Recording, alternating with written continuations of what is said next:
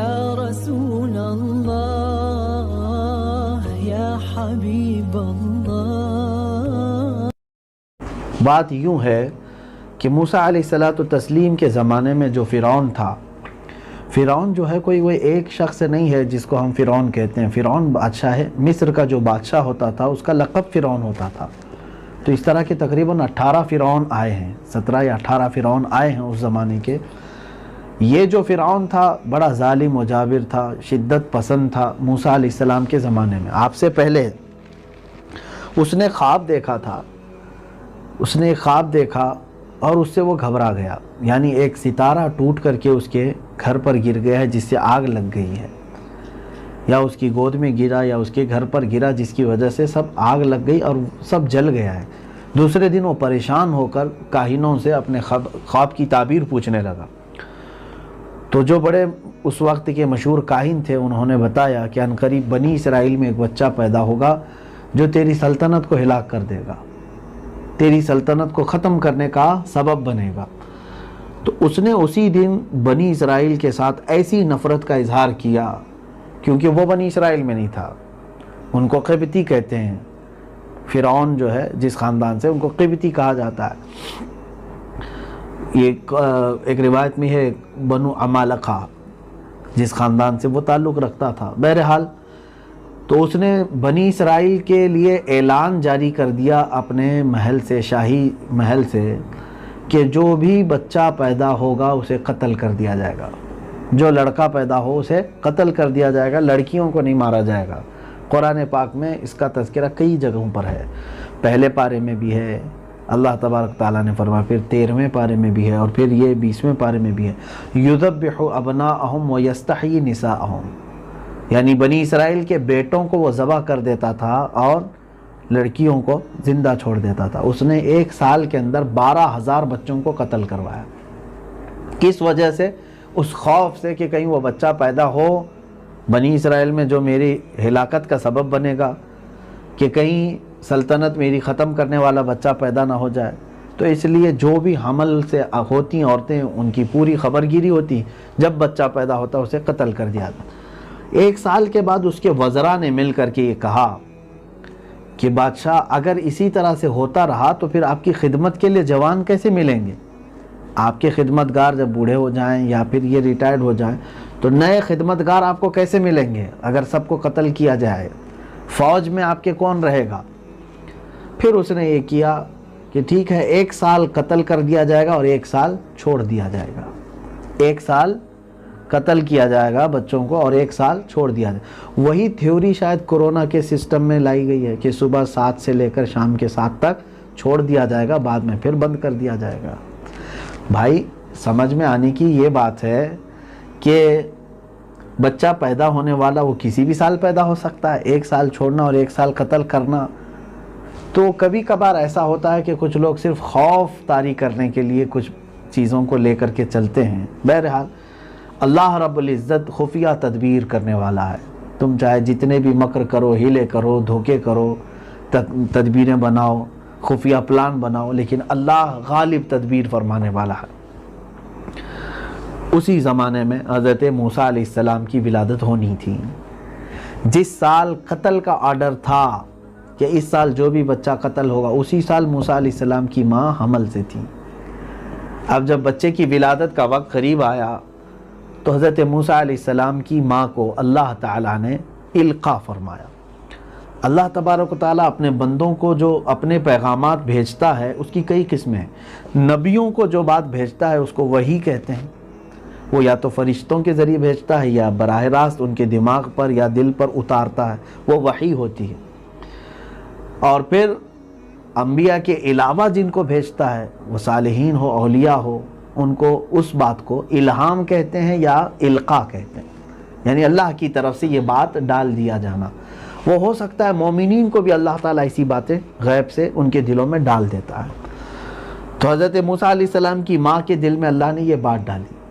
قرآن میں ہے وَأَوْحَيْنَا إِلَىٰ أُمِّ مُوسَىٰ، ہم نے موسیٰ کی ماں پر وحی کی. وحی سے مراد یہاں پر القاء ہے کہ تم تہخانے میں چلی جاؤ، نیچے چلی جاؤ جہاں بچے کی ولادت آسانی سے ہو سکے. گھر کے نیچے والا حصہ جہاں موسیٰ علیہ السلام کی ولادت ہو گئی۔ اب وہ صحیح سلامت دنیا میں تشریف لائے، خوبصورت بچے کی شکل میں۔ موسیٰ علیہ السلام کی ماں خوف اور گھبراہٹ کی شکار تھیں کہ اب اس بچے کا کیا کریں گے، فرعونیوں کو اگر خبر ہو گئی تو یہ میرا بچہ مارا جائے گا۔ تو اللہ تبارک و تعالیٰ نے ان کے دل میں یہ بات ڈالی کہ ایک صندوق لو اور اس صندوق میں اس بچے کو رکھو اور اس کو دریا میں بہا دو۔ کیا کوئی پیدا شدہ بچے کی ماں ایسا کر سکتی ہے؟ اللہ تبارک و تعالیٰ نے فرمایا کہ اذ اوحینا الی ام موسیٰ ما یوحیٰ ان اقذفیہ فی التابوت فاقذفیہ فی الیم، یہ 16ویں پارے کی آیت میں، کہ تم اس کو جو ہے ایک تابوت میں رکھو، ایک صندوق میں رکھو اور پھر اس کو سمندر میں بہا دو۔ پہلے بات تو دل ماننے کو تیار نہیں کہ کوئی ماں اس طرح سے بہا ہے، لیکن اللہ تعالیٰ فرماتا ہے لولا اربطنا علی قلبها، اگر ہم نے اس کے دل کو، ماں کو یعنی موسیٰ کی ماں کے دل کو مضبوط نہ کیا ہوتا تو پھر وہ اس طرح کا کام نہیں کرتی۔ اللہ تعالیٰ جب کوئی کسی سے کام کرواتا ہے تو اس کے دل کو مضبوط بھی خود فرماتا ہے۔ آپ موسیٰ علیہ السلام کی ماں نے ایک صندوق میں رکھا اور اس کے بعد پانی میں بہا دی۔ موسیٰ علیہ السلام کی ایک بڑی بہن تھی، حضرت موسیٰ علیہ السلام کی ماں نے اپنی اس بڑی صاحبزادی سے، بیٹی سے کہا کہ بچی دیکھتے رہنا یہ صندوق بہتا ہوا کہاں جاتا ہے۔ وقالت لأختہ قصیہ فبصرت بہ عن جنب، کہ تم اس کے پیچھے پیچھے چلتے جاؤ اور دیکھتی رہو کہ یہ کہاں جاتا ہے، تھوڑا دور رہنا۔ اب اللہ تبارک و تعالیٰ کا نظام یہاں سے شروع ہے۔ کچھ جگہوں پر جہاں ہماری طاقت کام کرتی ہے وہ اللہ تعالیٰ ہمارے بس میں رکھا ہے کہ تم سے جو ہو سکتا ہے وہ کرو، اور جہاں تمہاری استطاعت اور طاقت ختم ہو گئی تو پھر رب تبارک و تعالیٰ کا نظام حفاظت کا شروع ہوتا ہے۔ جیسے میں نے اس سے قبل کہا تھا، روٹی کھانے تک تمہارے اختیار میں ہے، روٹی کھانے تک تمہارے اختیار میں، کچی کھاؤ، پکی کھاؤ، نمکین کھاؤ، میٹھی کھاؤ، 4 ٹکڑے کر کے کھاؤ، 5 ٹکڑے کر کے کھاؤ، سب آپ کے اختیار میں، لیکن اندر جانے کے بعد اب تمہارے اختیار میں نہیں۔ اس ایک روٹی سے گوشت کتنا بننا ہے، خون کتنا بننا ہے، منی کتنی بننی ہے، پیپ کتنا بننا ہے اور پھر فضلہ کتنا بننا ہے، یہ کون کرتا ہے؟ کیا آپ اپنے سوچ کر کے بیٹھتے ہیں کہ ایک روٹی میں میرا اتنا یہ بن جائے، اتنا یہ بن جائے؟ تمہارا اختیار حلق کے نیچے اترنے کے بعد نہیں ہے، وہاں سے نظام قدرت شروع ہے۔ اللہ تبارک و تعالیٰ نے موسیٰ علیہ السلام کو سمندر میں بہانے کا حکم دیا۔ اب اس کے بعد حفاظت کس طرح سے فرما رہا ہے؟ وہ صندوق بہتا بہتا بہتا ایک باغیچے کے کنارے آ کر لگا۔ دریا کے کنارے ایک بڑا باغیچہ تھا اور وہاں آ کر کے یہ صندوق ٹھہر گیا۔ اتفاق ایسا کہ یہ باغیچہ فرعون کے محل سے لگا ہوا باغیچہ ہے، اور اس وقت فرعون کی بیوی وہاں اپنی کنیزاؤں کے ساتھ تفریح کے لیے آئی۔ جب صندوق بہتا ہوا ندی کے کنارے پہنچا تو اس وقت فرعون کی بیوی نے کہا کہ دیکھو اس صندوق میں کیا ہے۔ کنیزوں نے اٹھایا، دیکھا ایک بالکل حسین و جمیل خوبصورت بچہ ہے، اٹھا کر کے لائیں، بچہ ہے اس کے اندر۔ تو فرعون کی بیوی نے لیا اور اس کے بعد پیار کیا، اور اس وقت اتفاق ایسا ہے کہ فرعون کی کوئی اولاد بھی نہیں تھی، فرعون کی اولاد نہیں تھی۔ وہ اٹھائی اور لے کر کے اپنے محل میں آئی۔ فرعون سے کہا وقالت امرأة فرعون قرۃ العین لی ولک لا تقتلوہ، فرعون نے کہا کہ یہ بچہ کہاں سے آ گئے ہمارے گھر میں، مار ڈالو اس کو، قتل کر دو۔ تو اس نے کہا، بیوی نے کہا قتل مت کرو، ہو سکتا ہے تمہاری اور میری آنکھوں کی ٹھنڈک کا ذریعہ بن جائے، یہ عسیٰ ان ینفعنا او نتخذہ ولدا، اس سے ہم کوئی فائدہ اٹھائیں گے، یہ ہمارا بچہ رہے گا اور ہم اس کو بیٹا بنا لیں گے۔ فرعون اپنی بیوی کی بات مان لیا اور موسیٰ علیہ السلام کو اپنے محل میں رکھ لیا بیٹا بنا کر کے۔ اندازہ کریں جس خوف سے یہ ہلاک کر رہا ہے، جو بچہ آ کر کے سلطنت کو اس کے ہلاک کرنے والا تھا، وہ بچہ کوئی اور نہیں، کون ہے؟ موسیٰ علیہ السلام ہے۔ لیکن رب تبارک و تعالیٰ اسی کے محل میں موسیٰ علیہ السلام کو پہنچا دیا۔ اس کے بعد نظام قدرت اور میں آپ کو بتاؤں کس انداز سے، کہ فرعون نے اعلان کر دیا کہ شاہی گھرانے میں ایک بچے کی پرورش ہو رہی ہے۔ فرعون کو پہلے جو شک تھا کہ یہ کہیں ایسا بچہ نہ ہو جو ہلاک کرے، بیوی نے یہ کہہ کر کے اس کا شک دور کر دیا کہ جس خواب میں تو نے بچے کو دیکھا وہ بنی اسرائیل کا ہے، یہ تو ندی میں بہتا ہوا آیا ہے، پتہ نہیں کہاں سے بہتا ہوا آیا ہوگا۔ خیر، حضرت موسیٰ علیہ السلام کی اب دودھ پلانے کا مسئلہ آیا۔ اللہ تعالیٰ فرماتا ہے وَحَرَّمْنَا عَلَيْهِ الْمَرَاضِعَ مِن قَبْلِ، دایائیں آئیں دودھ پلانے والی جو دودھ پلا سکتی تھی، لیکن موسیٰ علیہ السلام نے کسی بھی دایا کا دودھ نہیں پکڑا پورے دن۔ قرآن کہہ رہا ہے ہم نے ساری دایائیں ان کے لیے حرام کر دی تھیں موسیٰ علیہ السلام پر، کسی دایا کا دودھ آپ نہیں پی رہے تھے۔ موسیٰ علیہ السلام کی بہن وہاں پر قریب میں تھی، انہوں نے کہا موسیٰ علیہ السلام کی بہن نے شاہی لوگوں سے کہ میں ایک عورت کو جانتی ہوں جس کا دودھ ہر کوئی بچہ پی لیتا ہے، اس دایا کو اگر آپ کہیں تو میں بلاتی ہوں۔ کہا کہ ٹھیک ہے، اس کو بھی ایک ٹرائی کر کے دیکھ لیا جائے۔ شہر کی بڑی بڑی جو مشہور خواتین ہیں بچوں کے پالنے میں، دایا بننے میں، وہ سب آ کر کے چلی گئیں، تم بتاؤ کون سی دایا ہے۔ تو موسیٰ علیہ السلام کی بہن اپنی ماں کو لے کر کے آئی، دایا بنا کر کے لے کر کے آئیں۔ تو آپ کی گود میں جب دیا گیا تو موسیٰ علیہ السلام نے اپنی ماں کا دودھ لیا اور پینا شروع کر دیا۔ یہ ہے نظام قدرت۔ اللہ رب العزت کہاں پرورش فرما رہا ہے، جبکہ دوسرے سارے بچوں کو وہ قتل کر رہا ہے، اور جس بچے کے متعلق اس نے خواب دیکھا وہ اسی کے محل میں پرورش پا رہے ہیں۔ اور ایسا نہیں کہ فرعون کے گھر میں کسی اور دایا کا دودھ پی کر کے، بلکہ اللہ تعالیٰ انہیں خود ان کی ماں کا دودھ پلا کر کے پال رہا ہے۔ اللہ کریم ہے، جب وہ تدبیر فرماتا ہے تو ساری دنیا کی تدبیریں دھری کی دھری رہ جاتی ہیں۔ ہوا بھی ایسے کہ آپ کی پرورش ہوتی رہی، موسیٰ علیہ السلام کی ماں نے خود ان کو دودھ پلایا، وہ بھی شاہی محل میں۔ جب آپ کی عمر مبارک 1 سال کی یا 2 سال کی تھی تو فرعون اور اس کی بیوی بیٹھے تھے دسترخوان پر۔ موسیٰ علیہ السلام نے فرعون کے چہرے کو پکڑا اور زوردار تماچا مار دیا اس کو۔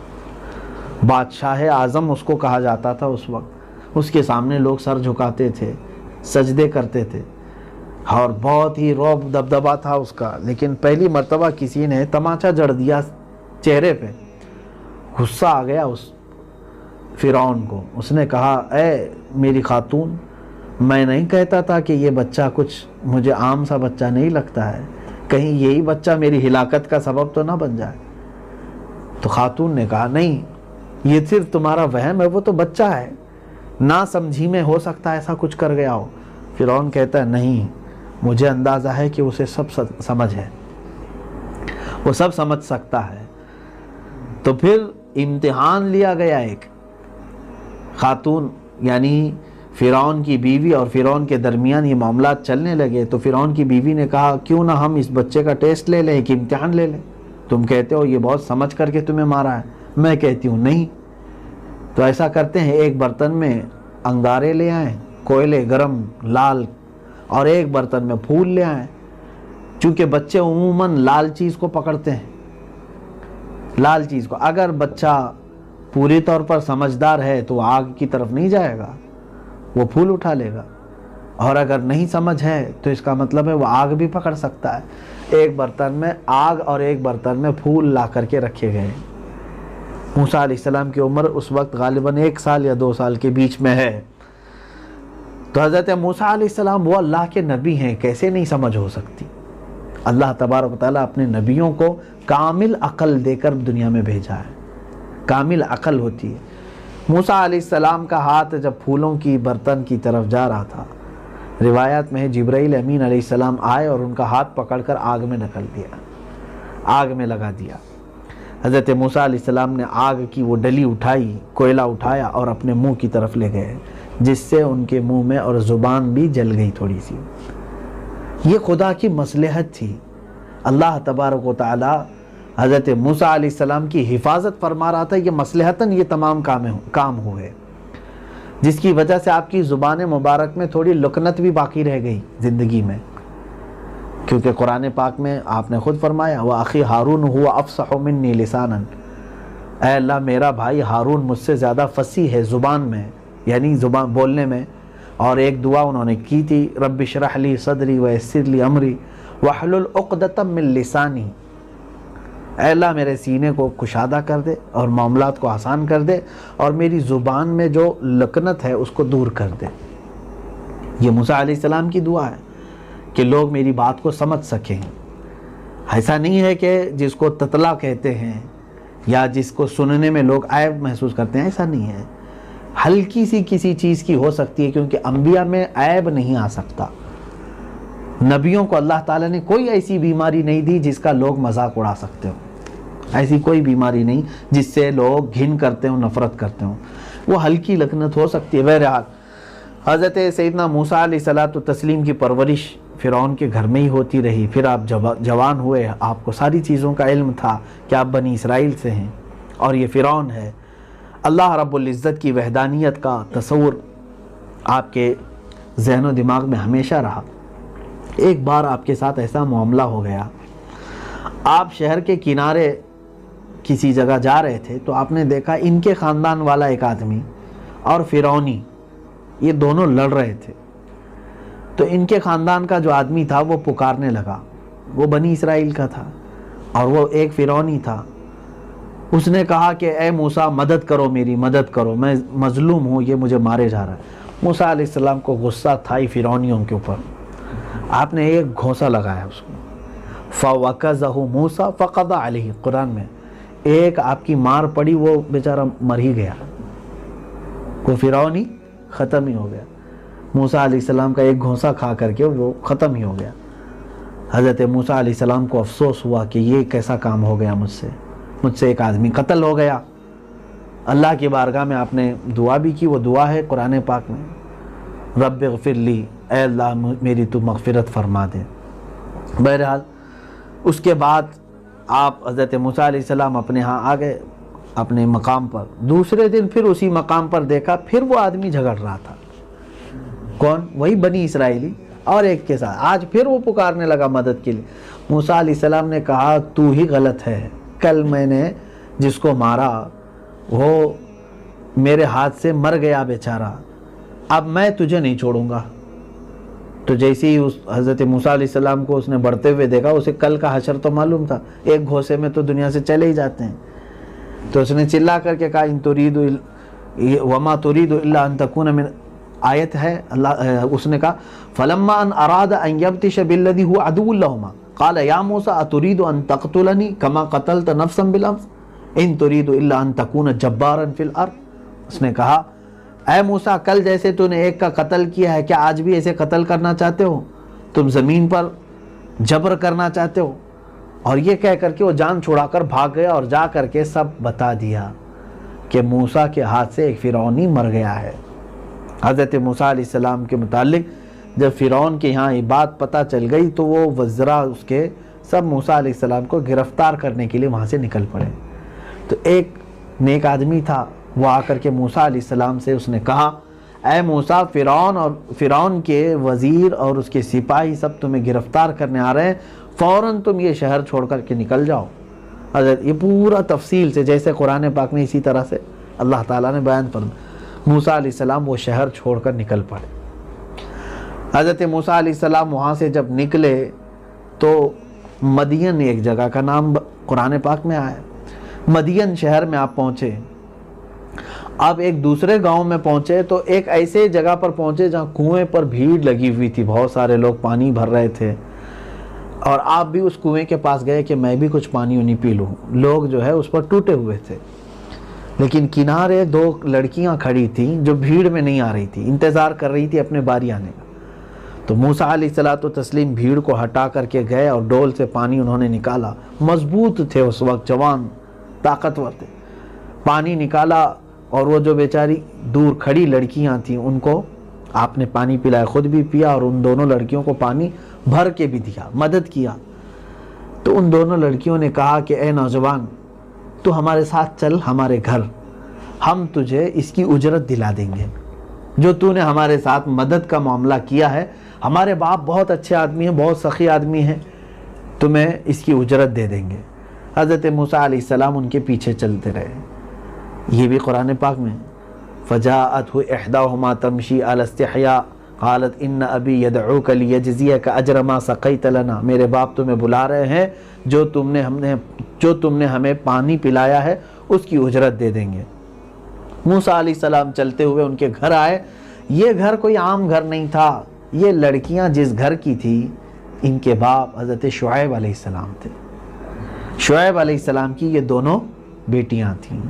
حضرت موسیٰ علیہ السلام نے ان کے پاس اپنا پورا واقعہ بیان کیا تو انہوں نے کہا قال لا تخف، ڈرو مت، نجوت من القوم الظالمین، تم ایک ظالم قوم سے بچ کر کے آئے ہو، اب یہاں پر رہو، آرام سے رہو۔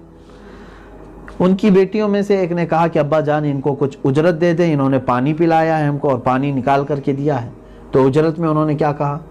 حضرت شعیب علیہ السلام نے کہا میں اپنی ان دونوں بیٹیوں میں سے کسی ایک کا نکاح تمہارے ساتھ کرنا چاہتا ہوں۔ اور مہر میں کیا رکھا گیا؟ کہا کہ میرا باغیچہ ہے اس کی 8 سال رکھوالی کرو۔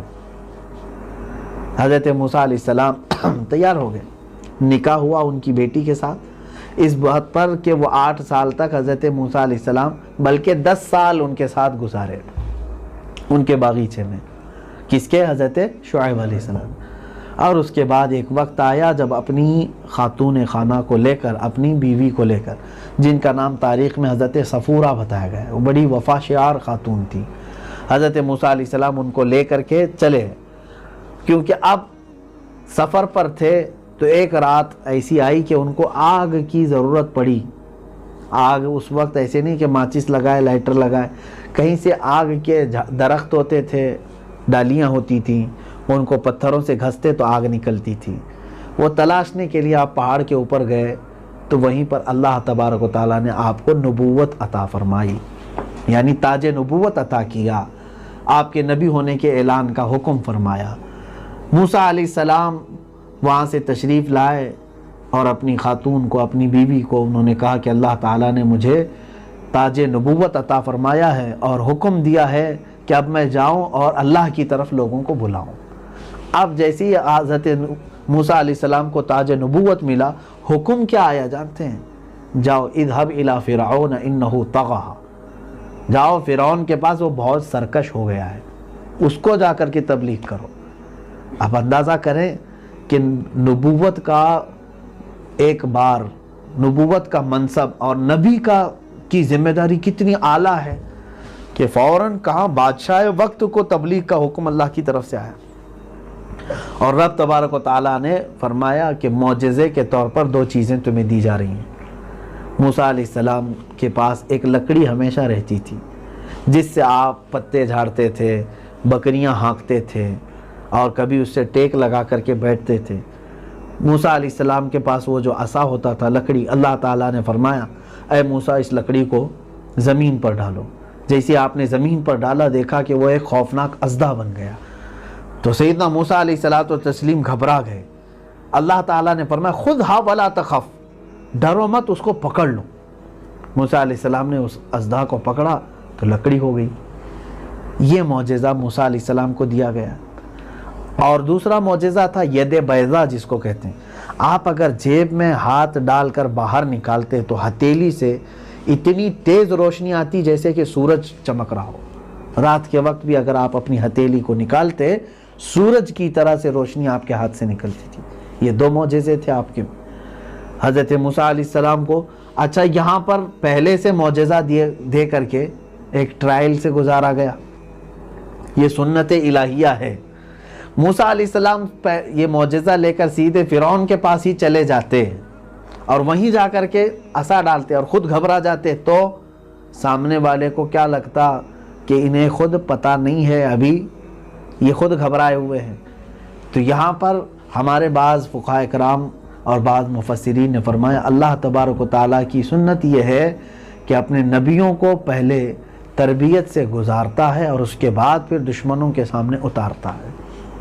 یا ہونا یہی چاہیے کہ آپ پہلے خود لیس ہوں علم سے، تقوی سے، پرہیزگاری سے، اور پھر دعوت کے میدان میں اتریں تو آپ کی زبان میں تاثیر بھی ہوگی اور سامنے والے کے اندر اثر بھی ہوگا۔ بہرحال وہ نبیوں کی بات تھی۔ سیدنا موسیٰ کلیم اللہ علیہ السلام تشریف لائے۔ اب جیسی آئے آپ نے فرعون کو دعوت دی، حق کی طرف بلایا۔ اب یہ کتنا سخت معاملہ تھا۔ اس وقت آپ کے ساتھ حضرت ہارون علیہ السلام بھی ساتھ ہو گئے، ان کے بھائی تھے جن کو ابھی حضرت موسیٰ علیہ السلام کا وزیر بھی آپ سمجھ لیں، وہ ساتھ میں ہی رہتے تھے۔ فرعون کو جب انہوں نے دعوت دی تو فرعون نے انکار کر دیا کہ تم کس خدا کی بات کر رہے ہو، میں خدا ہوں، انا ربکم الاعلی، میں تم سب کا بڑا خدا ہوں۔ موسیٰ علیہ السلام سے جب اس کا مکالمہ ہونے لگا تو فرعون نے یہ سمجھا کہ موسیٰ کے پاس شاید کوئی بہت بڑا جادو ہاتھ آیا ہے جس کی وجہ سے یہ میرے پاس مقابلے کی بات کر رہا ہے۔ تو اس نے مقابلہ کرنے کے لیے کیا کیا کہ کیا ہے تمہارے پاس، کوئی چیز ہے جو تمہارے خدا کے صحیح ہونے کی نشانی؟ تو آپ حضرت موسیٰ علیہ السلام نے کہا میرے پاس نشانیاں ہیں۔ تو اس نے کہا کہ شاید یہ جادو ہے، تو میں کیوں نہ اپنے سارے جادوگروں کو بلاؤں۔ سارے جادوگر جتنے بڑے بڑے تھے اس زمانے کے، کیونکہ اس زمانے میں عروج پر تھا جادو، اور یہ دیکھیں ہر نبی کو اللہ تعالیٰ وہ معجزہ دے کر بھیجا ہے جو اس زمانے میں عروج پر جو چیز رہتی تھی۔ جادوگر آئے، فرعون نے سب کو پیسوں سے خریدا بھی تھا، کہا کہ تم اپنا جادو دکھا کر کے موسیٰ کو شکست دے دینا۔ موسیٰ علیہ السلام اور جادوگروں کا ایک میدان میں مقابلہ ہو رہا تھا۔ موسیٰ علیہ السلام نے کہا تمہارے پاس کیا ہے وہ دکھاؤ۔ سب ایک چھوٹی چھوٹی رسیاں لائے تھے، انہوں نے میدان میں چھوڑ دیا۔ تو جیسے ہی وہ میدان میں چھوڑا، چھوٹے چھوٹے سانپ بن گئے اور رینگنے لگے۔ سب لوگوں نے، جتنے جادوگروں نے چھوڑا وہ سب کے سانپ بنے۔ یہ ہے نظر بندی۔ جادو کیا ہے؟ نظر بندی ہے۔ سانپ بنتے نہیں ہیں لیکن دکھتے ہیں۔ لیکن موسیٰ علیہ السلام کا جو تھا معجزہ تھا وہ نظر بندی نہیں بلکہ حقیقت میں سانپ بنتا تھا۔ موسیٰ علیہ السلام نے اپنا عصا چھوڑ دیا، وہ صرف ایک منہ کھولا اور پورے سانپوں کو نگل گئے۔ اب دوسرا منہ کھولتا تو جادوگروں کی طرف چلا جاتا۔ اتنا ہی تھا کہ سارے جادوگروں نے پکار کر کے کہا ہم موسیٰ کے رب پر ایمان لائے۔ موسیٰ علیہ السلام کے رب پر ایمان۔ جادوگر کا اتنی جلدی ایمان لانا یہ معمولی بات نہیں۔ کیوں؟ وہ جادوگر دیکھ رہے تھے، ان کی آنکھوں میں جو رسیاں انہوں نے ڈالی تھی وہ رسی ہی تھی۔ جادوگر کو معلوم رہتا ہے، دوسروں کو وہ دکھواتا ہے کہ یہ سانپ بنا ہوا ہے، لیکن خود جادوگر کو معلوم رہتا ہے کہ یہ رسی ہے۔ لیکن جب انہوں نے موسیٰ علیہ السلام کی لکڑی کو دیکھا کہ وہ لکڑی نہیں رہ گئی ہے بلکہ وہ حقیقت میں سانپ کا روپ دھار چکی ہے، کھا رہی ہے، تو ان کو یقین ہو گیا کہ یہ جادو نہیں ہو سکتا، یہ یقیناً کسی نبی کا معجزہ ہے۔ معجزہ اور جادو میں زمین آسمان کا فرق ہے۔ حضرت موسیٰ علیہ السلام پر وہ جیسے ہی ایمان لائے، فلما جاء السحرۃ قال لهم موسیٰ القوا، یہاں پر یہ 11ویں پارے میں ہے، 19ویں پارے میں ہے، 9ویں پارے میں ہے، یہ سب آیتیں جو جادوگروں کے ساتھ آپ کا مقابلہ ہوا 16ویں پارے میں ہے۔ تو اس کے بعد فرعون نے یہ دیکھا کہ موسیٰ علیہ السلام سے اس کی سلطنت میں بڑا فتنہ ہو سکتا ہے۔ کئی لوگ ایمان لا رہے تھے، کئی لوگ آپ کے ساتھ اسلام قبول کر رہے تھے۔ اب جنگ شروع ہونی تھی موسیٰ علیہ السلام اور فرعون کے ساتھ۔ سیدنا موسیٰ کلیم اللہ علیہ السلام اپنے ایمان والے بندوں کو لے کر کے نکل پڑے۔ یہ کئی سالوں تک چلتا رہا معاملہ، دو بدو مقابلہ ہوتا رہا، کئی عذابات فرعونیوں کے اوپر آئے، جیسے کہ میں نے 9ویں پارے کی تفسیر میں کہا۔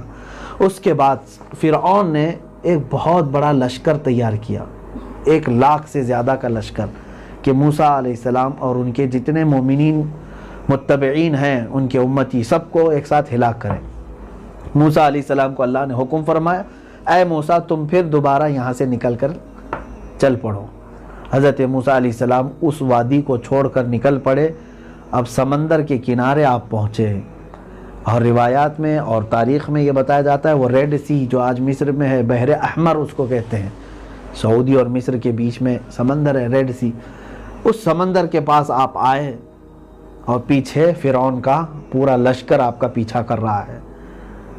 پورے فرعون کا 1,00,000 سے زیادہ کا لشکر آپ کا پیچھا کرتے ہوئے وہاں تک پہنچ گئے۔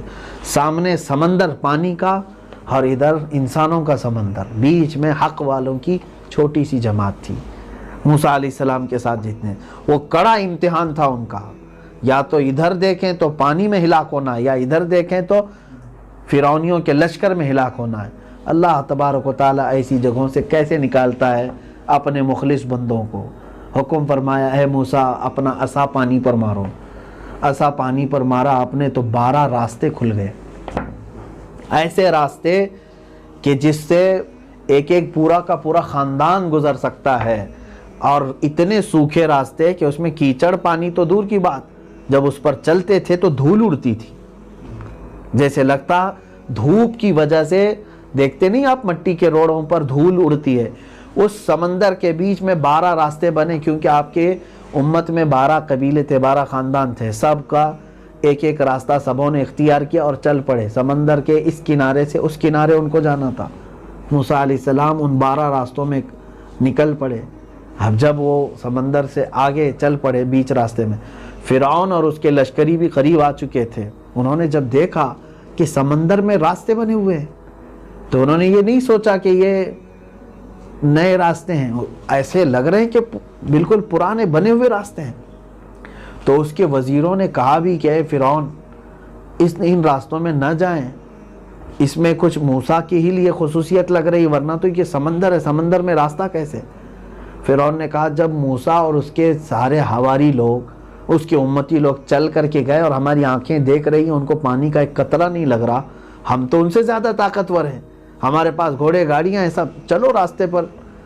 پورے لشکر کو انہی 12 راستوں پر لگا دیا، اور جب وہ 12 راستوں پر فرعون کا لشکر آیا، قرآن میں اللہ فرماتا ہے فَغَشِيَهُم مِّنَ الْيَمِّ مَا غَشِيَهُم، ہم نے پورے سمندر کو جیسا تھا ویسے ہی ملا دیا، پورے کے پورے لشکر اس میں غرق ہو گئے، کوئی نہیں بچ سکا، فرعون بھی وہیں پر اس کا خاتمہ ہو گیا، اور تقریباً اس کی عمر 400 سال کے قریب ہوئی اور ہلاک ہو گیا، برباد ہو گیا۔ لیکن قرآن کی ایک آیت ہے 11ویں پارے کی، اللہ تعالیٰ فرماتا ہے فَالْيَوْمَ نُنَجِّيكَ بِبَدَنِكَ لِتَكُونَ لِمَنْ خَلْفَكَ آیَةً، ہم تیرے بدن کو ویسے ہی محفوظ رکھیں گے تاکہ تیرے بعد آنے والوں کے لیے عبرت ہو۔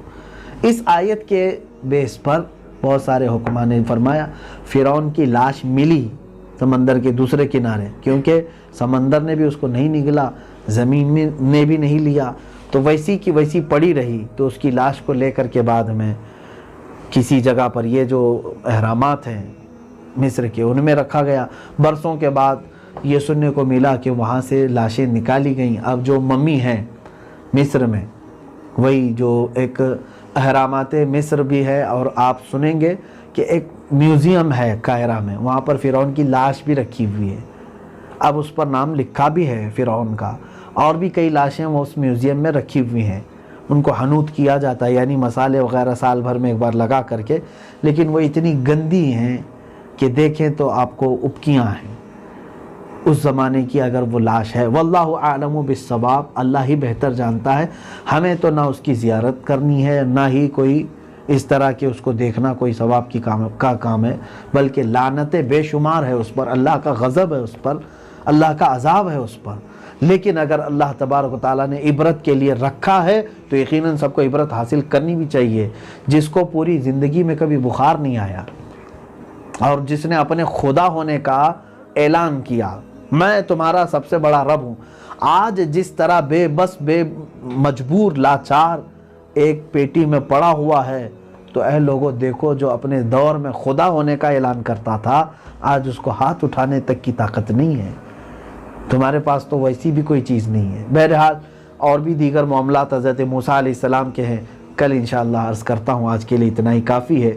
اللہ رب العزت ہم سب کو غرور و تکبر اور ہر طرح کی کینہ و بغض و عناد سے محفوظ فرمائے، حق کی دعوت کو دیتے رہنے اور اس کو قبول کرتے رہنے کی ہمیں توفیق عطا فرمائے، اور اس راستے سے مولا کبھی ہمیں نہ ہٹائے، اسی پر ہمارا خاتمہ بالخیر فرمائے۔